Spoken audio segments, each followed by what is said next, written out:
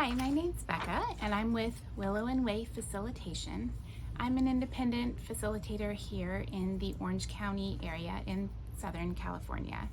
And today I wanted to just make a quick video to explain a little bit about what the self-determination program is, or what the SDP program is here in California. So if you haven't ever heard of the self-determination program, you're probably not alone. Most people have not heard about it, but it is actually a really amazing program for individuals who have disabilities and families who have young children with disabilities as well. The program began as a pilot back in 1998, and they started with 200 individuals, and it went through a series of pilot programs, and then was officially became available in July of 2021 to all individuals who have access to the regional center services here in California.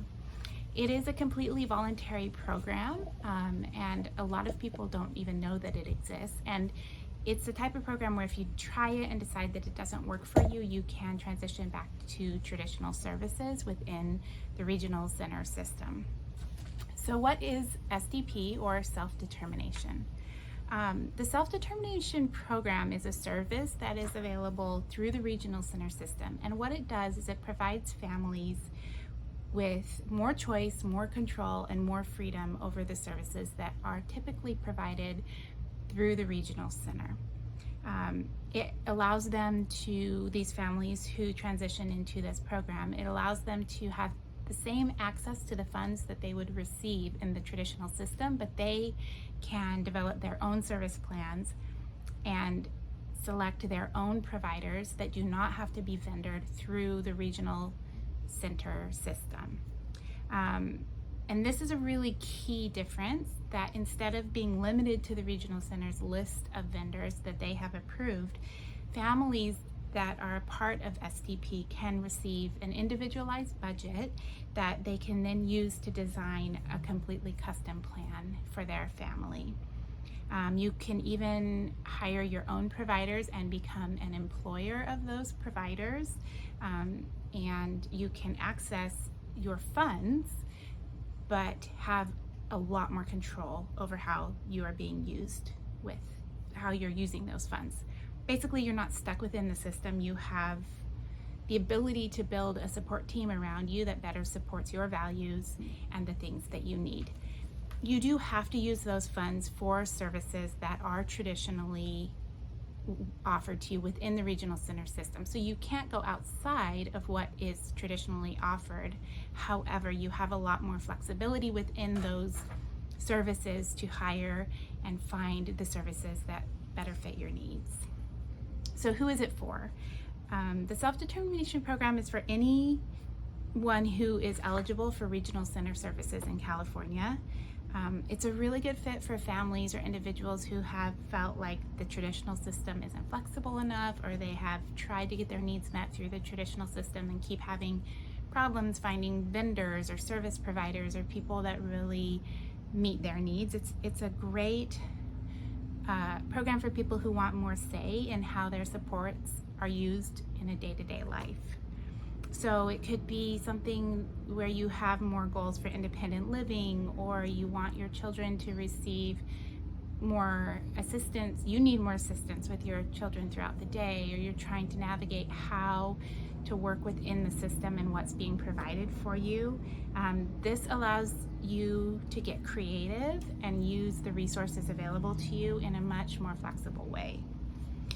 There's 5 guiding principles that's at the heart of the self-determination program, and I'm going to just say them quickly here. I'll go into them in more detail in a further video, but the first one is freedom, the freedom to make choices about your life and your services, authority over your own budget and your decisions about how that budget is spent, support, so providing greater access to support to build a more meaningful life, responsibility, it's really wants to give you more responsibility over your decisions and your actions.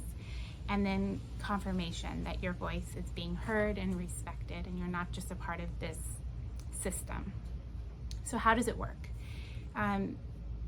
in essence, if you decide that it's a program that you want to try, you have to start out by going through an orientation, and all of the regional centers will provide an orientation for you that you will be required to complete before you can enroll. In addition, there is an orientation you can take through the state.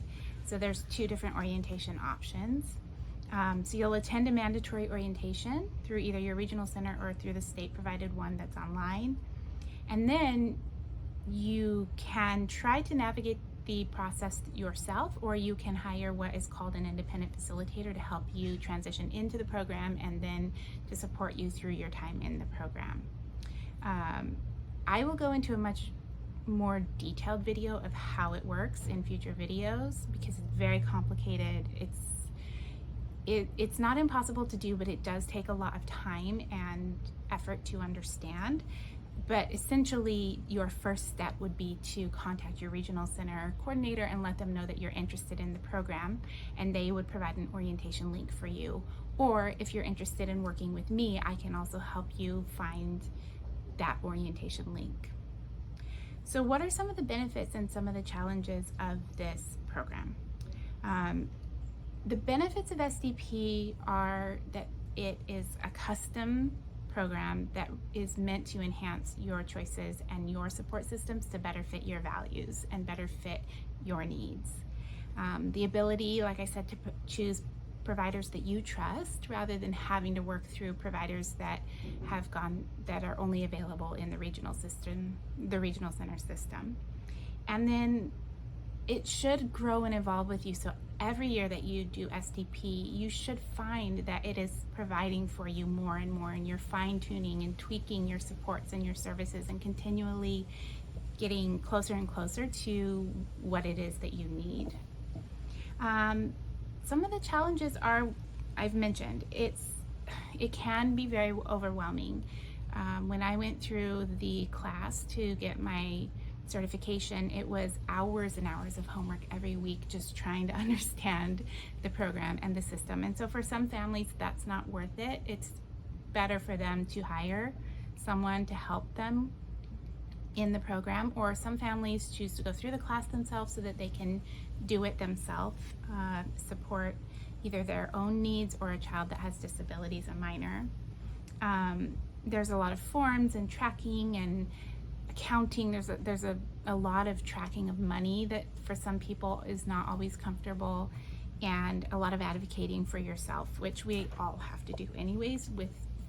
If any of us have a disability or children with disabilities, we're used to doing that.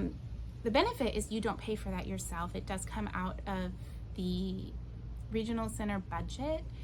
So the transition into the program, the cost for that is provided by the regional system. And then if you do choose to hire an independent facilitator going forward, the cost for that independent facilitator will come out of the budget that you receive